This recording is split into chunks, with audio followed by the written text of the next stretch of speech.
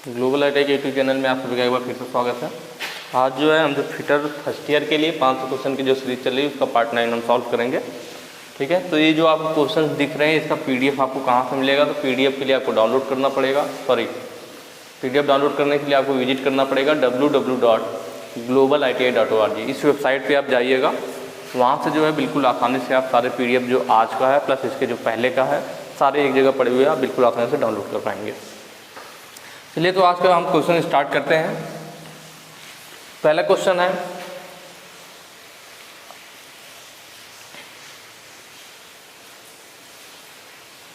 Blade की किस piece का उपयोग कांच का मतलब ब्रॉन्ज से है, ब्रॉन्ज, ब्रास और कास्ट आयरन के लिए पूछ रहा है। जो हमारा हेक्सा ब्लेड होता है आप लोग जानते होंगे, वो पिच के आधार पर अलग अलग हमारी ब्लेड यूज की जाती है। पिच का मतलब होता है एक दांते से दूसरे दांत के बीच की दूरी।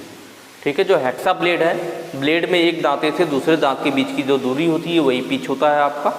तो कहीं भी अगर पिच की संख्या दांतों के बीच की दूरी कम है तो ज़्यादा दांते होंगे। जैसे मान लीजिए 1 सेंटीमीटर में देखा जाए तो मैंने बताया पिच क्या है, एक दांते से दूसरे दांते के बीच की दूरी है। तो अगर दांतों के बीच की दूरी कम होगी तो दांतों की संख्या ज़्यादा होगी, और अगर दूरी ज़्यादा होगी तो दांतों की संख्या कम होगी। तो यहाँ वही पूछ रहा था कि जो कांच है, कांच का मतलब जो ब्रॉन्ज है या फिर जो हमारा ब्रास है या कास्ट आयरन है, इन सभी के लिए हम कौन सी पिच वाला यूज करते हैं। ठीक है, तो उसके लिए हो जाएगा हमारा जो ऑप्शन डी है 1.80 mm, जो मोटे सेक्शन, क्योंकि भाई 1.80 मतलब दांते दूर दूर होंगे। दांते भाई 1.80 क्या 0.8 मतलब कम दूरी है, 1.8 मतलब ज़्यादा दूरी है। दांते के बीच में दूरी ज़्यादा होगा तो फिर दांतों की संख्या कम होगी। तो जब भी हमारा सॉफ्ट मटेरियल की बात आती है या किसी मोटे सेक्शन को काटने की बात आती है तब वहाँ पर हम 1.80 mm वाला पिच यूज करते हैं। ठीक है, हमेशा आप ध्यान रखेंगे, कहीं कहीं पे इसको ठोस पीतल भी लिख देता, पीतल लिखे या ठोस पीतल लिखे एक ही बात है। ठीक है, तो इन सब चीज़ों के लिए या फिर ब्रॉन्ज हो गया या फिर मोटा सेक्शन हो गया, उसके लिए हम 1.8 वाला यूज करते हैं। 0.8 कब यूज करते हैं? हार्ड मटेरियल के लिए। हार्ड मटेरियल जैसे हाई कार्बन स्टील हो गया SCS, ठीक है, या फिर पतला सेक्शन हो। पतला सेक्शन मतलब पतली ट्यूब कह दे, पतली ट्यूब। तो इस टाइप की चीज़ों के लिए 0.80 mm वाला पिच यूज करते हैं। क्यों? क्योंकि दांतों की जब दांतें पास पास होंगे, कोई पतला सेक्शन होगा तो उससे आसानी से काट पाएगा। अगर दांते जैसे इसमें दांते इतने पास पास नज़दीक नज़दीक हैं, ठीक है, और एक दूसरा है जो अधिक पिच वाला, दांता इतना दूर दूर है, तो अगर कोई पतला सेक्शन होगा तो क्या होगा, वह एक ही दांते के बीच में फंस जाएगा। भाई दांता उसके ऊपर चलेगा तब तो काटेगा। ऐसे चौड़ाई होगी 3-4 दांते इसके संपर्क में आएंगे तब तो कटाई करेंगे। अब दांते के बीच की गैप ज़्यादा हो जाएगा तो पता चलेगा जॉब उस दांते के बीच में फंस गया, तब तो कटाई हो ही नहीं पाएगी। तो इसीलिए जब पतला सेक्शन है, पतला ट्यूब होता है तो हम दांतों की संख्या नज़दीक नज़दीक लेते हैं, जैसे कि उसके ऊपर वो कटाई कर सके, फंसे ना। 1 mm जो है यह हमारा यूज होता है माइल्ड स्टील के लिए,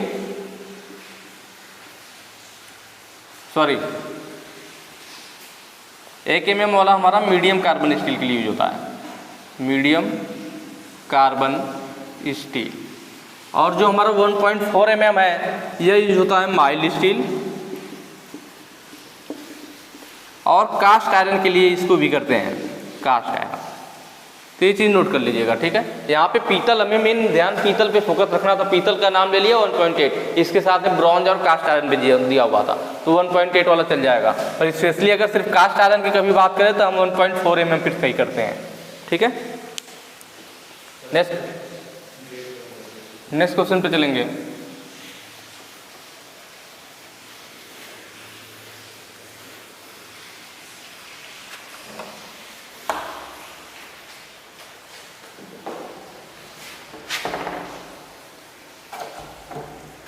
अगला है, यदि छेनी का क्लियरेंस कोड बहुत अधिक हो तो क्या होगा। क्लियरेंस एंगल, चीजर से अगर किसी वस्तु को काट रहे हैं, मान लीजिए कोई आपके पास जॉब है, इस पे कटाई कर रहे हैं किससे, हम चीजर से। ये हमारी चीजर है, इसके द्वारा जॉब की कटाई की जा रही है। आपको मालूम होगा कि यहाँ चीजर से यहाँ सीधा एक्सिस लेते हैं, तो इन दोनों के बीच में जो एंगल बनता है यह रेक एंगल होता है, रेक एंगल। और यहाँ पे जो इसकी एंगल बनती है यही होता है आपका क्लियरेंस एंगल, और यह जो बीच में है आपका, ठीक है।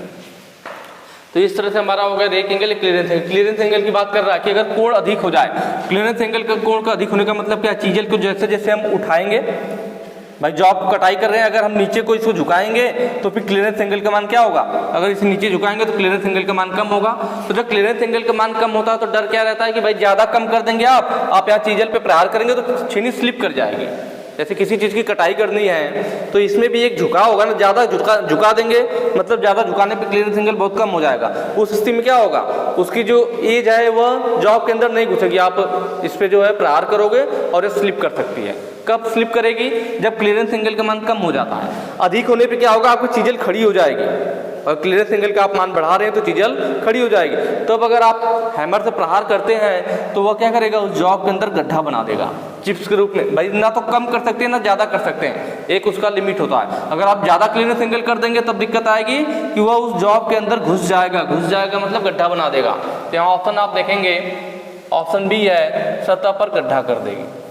अगर क्लियरेंस एंगल का मान आप बढ़ाएंगे तो चीज़ल खड़ी हो जाएगी, तो चोट लगाने पे वो क्या करेगी, सतह पे सरफेस से गड्ढा कर देगी।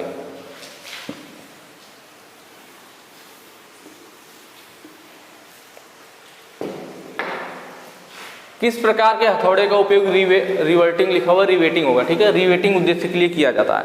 कह रहा है किस प्रकार का हमारा हैमर है जिसका उपयोग हम रिवेटिंग के लिए करते हैं। देखिए स्लेज हैमर होता है, ठीक है, यह 2 से 10 किलोग्राम का होता है, यह भारी कामों के लिए यूज किया जाता है आपका फोर्जिंग शॉप वगैरह में। बॉल पिन हैमर है, इसका ही यूज करते हैं हम किसके लिए, रिवेटिंग के लिए, रिविट का हेड बनाने के लिए। जैसे आपने देखा होगा रिविट इस टाइप से होती है, एक साइड उसके हेड बना होता है, दूसरी साइड उसका टेल होता है।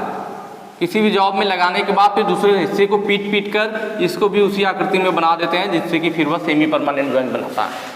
तो इस हेड को बनाने के लिए, रिविटिंग करने के लिए बॉल पिन हैमर, इसका पिन कैसा होगा, बॉल जैसा होगा, तो वह इसको पीट करके बॉल जैसा बना देगा। तो बॉल पिन हैमर का यूज करते हैं रिवेटिंग की उद्देश्य से। इससे आसानी से याद होगा, भाई रिविट का हेड कैसा है, बॉल जैसा है, तो उसका उस शेप में बनाने के लिए बॉल पिन हैमर, क्योंकि इसका भी पिन बॉल जैसा होगा तो उसको बॉल के जैसा बना देगा। तो इसका मतलब रिविटिंग के लिए बॉल पिन हैमर यूज करते हैं। क्रॉस पिन हैमर होता है आपका, वह हैंडल के क्रॉस में उसकी पिन होती है, ठीक है, इसका यूज करते हैं हम, जो हमारा मेटल है उसको किसी एक स्थान से मोड़ना हो या उसे एक दिशा में फैलाना हो, ठीक है। ऐसे ही स्ट्रेट पिन हैमर होता है। स्ट्रेट पिन में क्या होती है, जो पिन होती है उसके हैंडल के बिल्कुल सीध में होती है, और स्ट्रेट पिन हैमर का यूज होता है किसी कॉर्नर में, किसी जॉब के कॉर्नर में चोट करने के लिए, किसी जॉब के कॉर्नर में चोट करने के लिए स्ट्रेट पिन हैमर यूज करते हैं।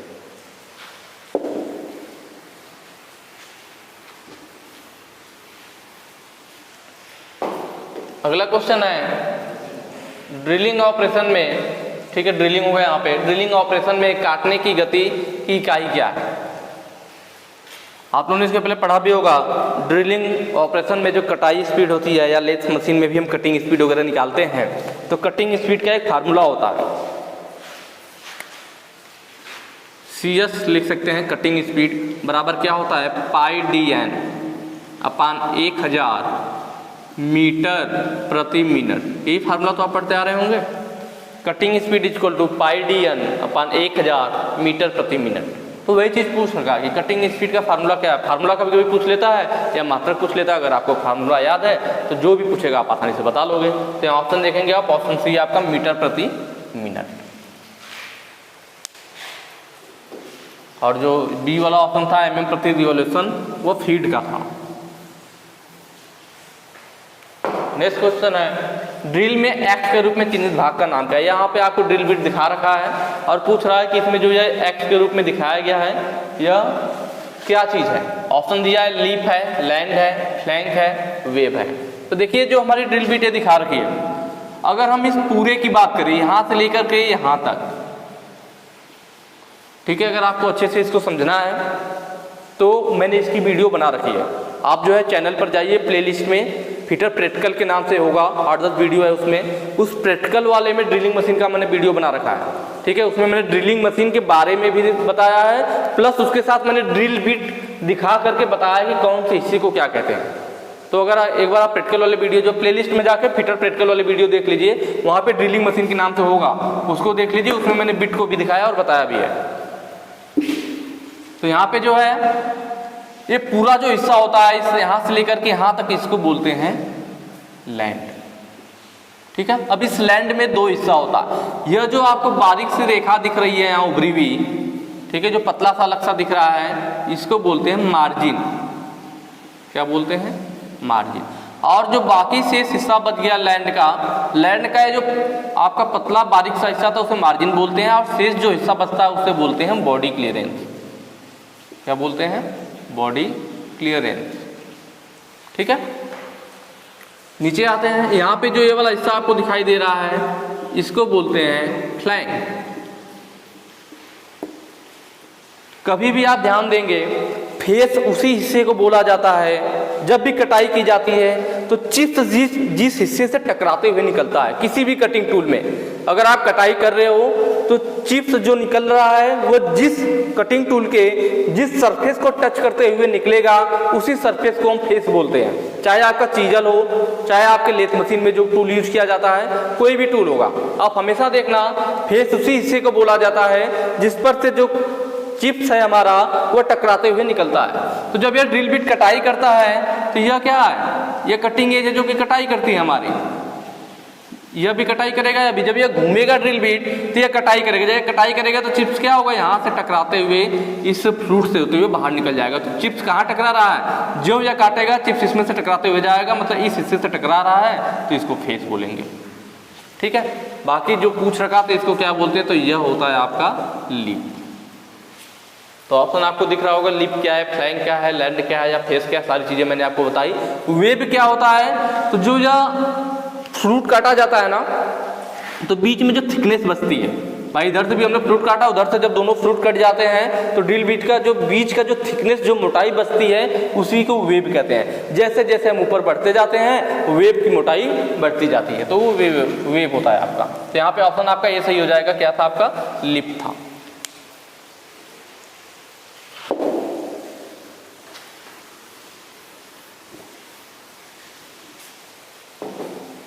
अगला क्वेश्चन है, ड्रिलिंग मशीन के एक्ट के रूप में किन्हीं भाग का नाम क्या है?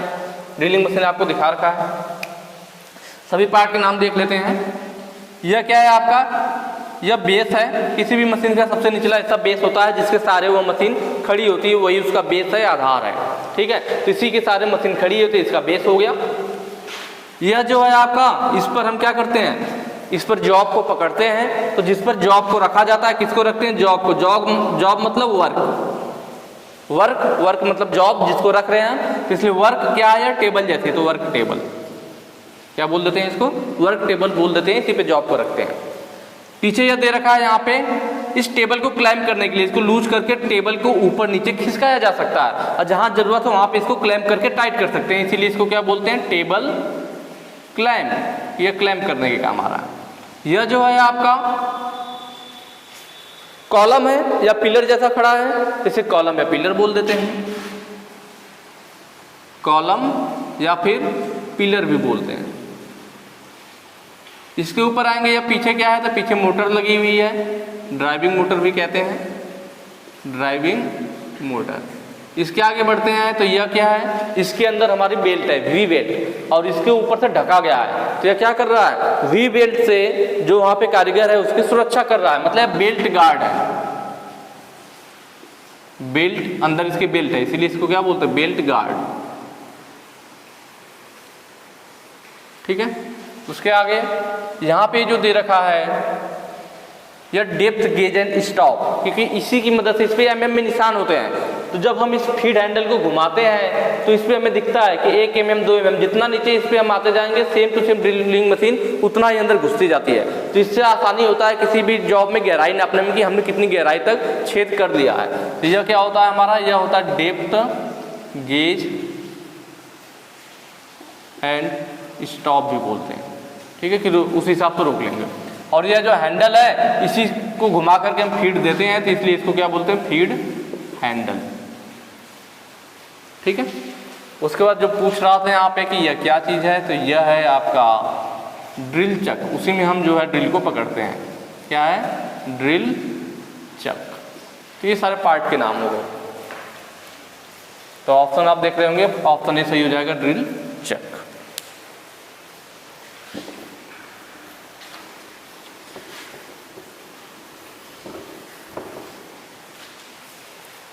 नेक्स्ट क्वेश्चन है, थ्रेड का माइनर व्यास क्या है? देखिए थ्रेड में मेजर व्यास होता है, पिच व्यास होता है, माइनर व्यास होता है, सॉरी माइनर व्यास होता है। माइनर मतलब छोटा वाला, ठीक है। इन सबों में भी माइन हो गया, माइनर माइनर रहेगा। तो थ्रेड का माइनर व्यास मतलब छोटा व्यास पूछ रखा है। देखिए व्यास होता क्या है, मान लीजिए कोई आपके पास बोल्ट है, बोल्ट होगा तो बोल्ट के ऊपर ऐसे थ्रेड कटा होगा,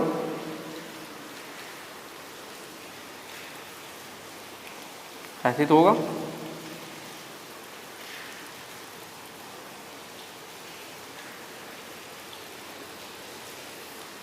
ये मान लीजिए हमारे बोल्ट के ऊपर यह थ्रेड कटा हुआ है, तो जो सबसे ऊपर थ्रेड का सबसे ऊपर हिस्सा ले लीजिए, जिसे क्या बोलते हैं? क्रेस्ट बोलते हैं।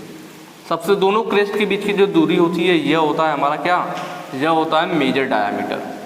मेजर डायामीटर मतलब बड़ा वाला व्यास, मेजर डाया, ठीक है। माइनर डाया क्या होगा? क्रेस्ट हो गया ऊपर वाला हिस्सा, नीचे वाला जहाँ तक थ्रेड कटा होता है उसे रूट बोलते हैं। तो जो रूट है, जो जड़ है, यहाँ से लेकर के और इधर वाले भी जड़ ले ले, इनके बीच की जो दूरी होगी ये होगा हमारा माइनर डायामीटर, माइनर डाया, ठीक है। अब माइनर डाया निकलेगा कैसे?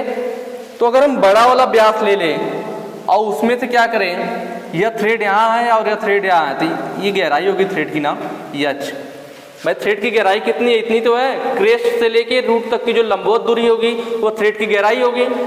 तो हमें चाहिए माइनर डायामीटर। अगर मैं मेजर डायामीटर में से थ्रेड की गहराई इधर से घटा दूं और थ्रेड की गहराई इधर से भी तो घटानी पड़ेगी भाई, इधर से थ्रेड की गहराई इधर, अगर मेजर बड़े वाले डायामीटर में से यह दोनों थ्रेड की गहराई घटा दो तो माइनर डायामीटर मिल जाएगा। तो वही फार्मूला है, माइनर डायामीटर बराबर क्या होगा? मेजर डायामीटर बड़ा वाला व्यास माइनस 2 गुणे गहराई, क्योंकि एक ही साइड नहीं दोनों साइड की गहराई घटानी है। एच कर देता, सिर्फ गहराई करता तो एक साइड की ना, मुझे इधर की भी गहराई चाहिए, इधर की भी, तो इसलिए जो गहराई है उसमें 2 का गुणा कर दो, 2 गुना कर दो, तो यह घट जाएगा तो माइनर डायमीटर बचेगा। इसलिए ऑप्शन डी आपका सही हो जाएगा।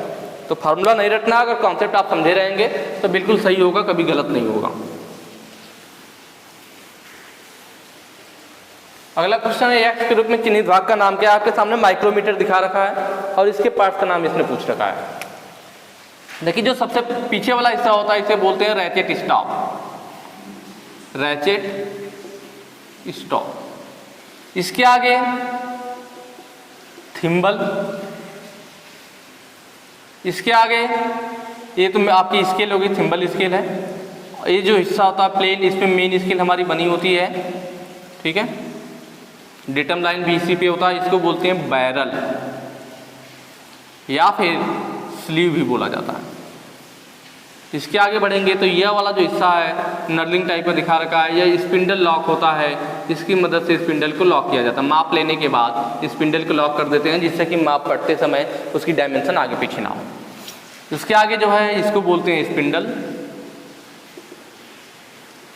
इसमें जो इधर वाला हिस्सा है ये तो स्पिंडल हो गया, और इधर वाला जो हिस्सा होता है इसको बोला जाता है एन्युल, और यह क्या आपका फ्रेम है, कहीं कहीं पे यू फ्रेम भी बोलता है। तो ये सारे इससे पार्ट्स के नाम हो गए। तो हमसे पूछ रखा था एक्स वाला, उसे क्या बोलते हैं? थिम्बल बोलते हैं। तो ऑप्शन सी सही हो जाएगा आपका, थिम्बल, ठीक है। नेक्स्ट क्वेश्चन है कि 50 से 75 mm का आउटसाइड माइक्रोमीटर की रीडिंग क्या है? देखिए जो आपको माइक्रोमीटर होते हैं वो अलग अलग साइज के आते हैं, जैसे 0 से 25 mm वाला, 25 से 50 mm वाला, और 50 से 75, 75 से 100, इस टाइप से। तो इनका क्वालिटी क्या है? कहने का मतलब जो 0 से 25 mm का माइक्रोमीटर है तो इसके द्वारा हम 0 mm से लेकर 25 mm तक की माप ले सकते हैं। अगर कोई जो 25 mm से 1 mm भी ज़्यादा होगा तो उस माइक्रोमीटर में हम माप नहीं ले पाएंगे। और जो 25 से 50 mm का माइक्रोमीटर है, इसका मतलब 25 से 50 mm तक की माप लेगा। कहने का मतलब अगर 25 mm से 1 mm भी कम होगा तो उससे कम की माप नहीं ले पाएगा, 25 mm से अधिक माप ही लेगा, और 50 से ज़्यादा नहीं ले पाएगा। 25 से अधिक होना चाहिए, 50 से कम होना चाहिए, तभी ये माइक्रोमीटर माप ले पाएगा। वैसे 50 से 75 वाला है, मतलब 50 mm से अधिक का माप लेगा और 75 से कम वाला लेगा। इसमें थोड़ा फिगर में क्लियर नहीं होगा तो मैं ज़रा आपको बता दूंगा, उसके बाद आप क्वेश्चन सॉल्व करना तो आसानी समझ में आएगा कि इसमें कौन सी लाइन कहाँ पे। देखिए ये आपका स्लीव है, स्लीव पे जो है या 0 वाला निशान है, या यहाँ पे आपका 5 है और यहाँ पे आपका 10 है, ठीक है। इसके बाद जो है ऊपर आप जानते हैं 1-1 mm पे निशान होता है,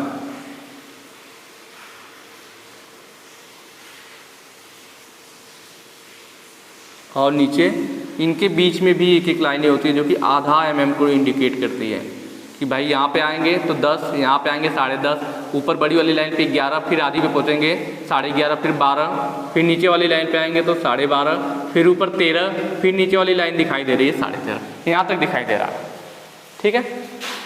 आपके क्वेश्चन में यहाँ तक इसको दिखाया गया है। उसके बाद इसमें जो है आपका ये 5 है, यहाँ पे 10 दे रखा है, ठीक है। ये कौन सी लाइन है? 10 वाली है, या 5 वाली है। उसके बाद ऊपर के यहाँ पे एरो दिखा रखा है कि भाई ये वाली लाइन मिल रही है। कौन सी लाइन मिल रही है? डेटम लाइन से।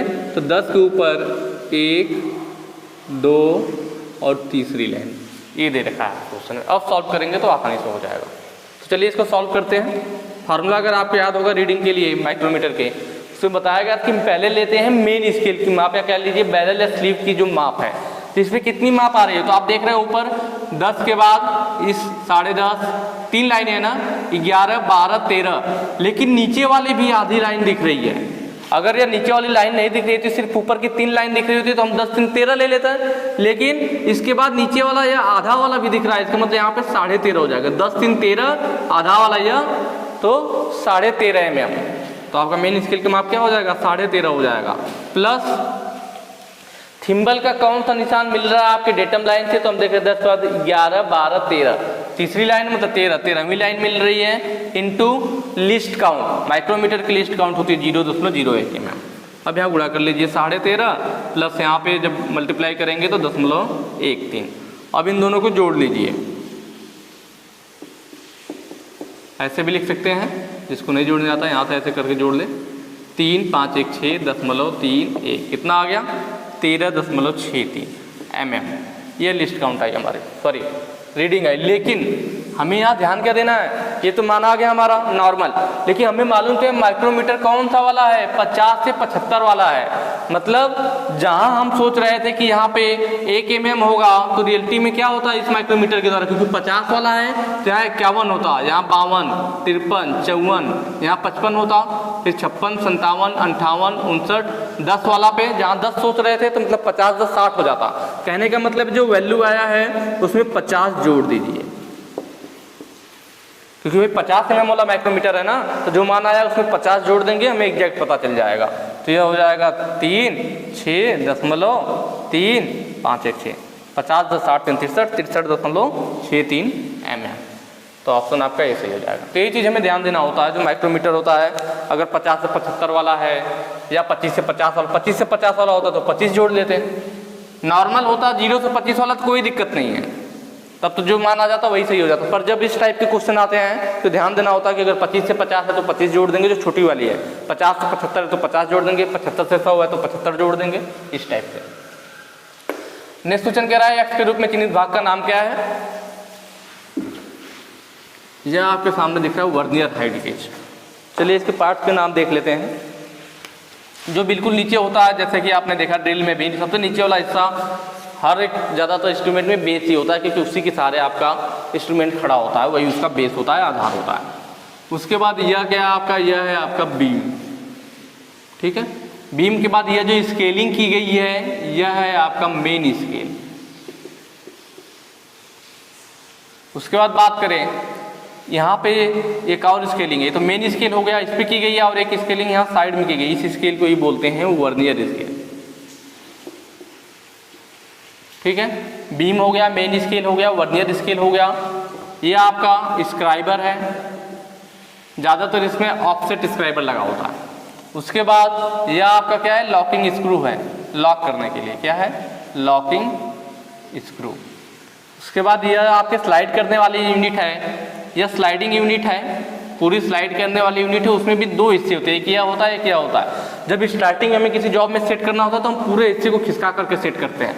रखने के बाद बहुत थोड़ा सा फाइन, मतलब बहुत थोड़ा सा सूक्ष्म मात्रा में आगे या पीछे करने के लिए इस यूनिट को यूज किया जाता है। इस यूनिट को बोलते हैं फाइन एडजस्टिंग यूनिट। ठीक है, यही हमारा क्या है जो ये पूछ रखा है, यह क्या है, तो फाइन एडजस्टिंग स्लाइड है। ठीक है, यह वाला फाइन एडजस्टिंग स्लाइड है। और यह जो नट है, जिस नट की मदद से हम इसको आगे पीछे स्लाइड करते हैं, उसको बोलते हैं फाइन एडजस्टिंग नट। ठीक है, तो यहाँ पे क्या हो जाएगा, यक्स के रूप में पूछ रखा था तो वह fine adjusting slide, option D आपका सही हो जाएगा। तो आज के वीडियो में इतना ही, बाकी आगे क्वेश्चन जो है वो नेक्स्ट वीडियो में करेंगे। अगर वीडियो अच्छी लगी हो तो ज़्यादा से ज़्यादा शेयर कीजिएगा। ठीक है, फिर मिलते हैं नेक्स्ट वीडियो में। Thank you.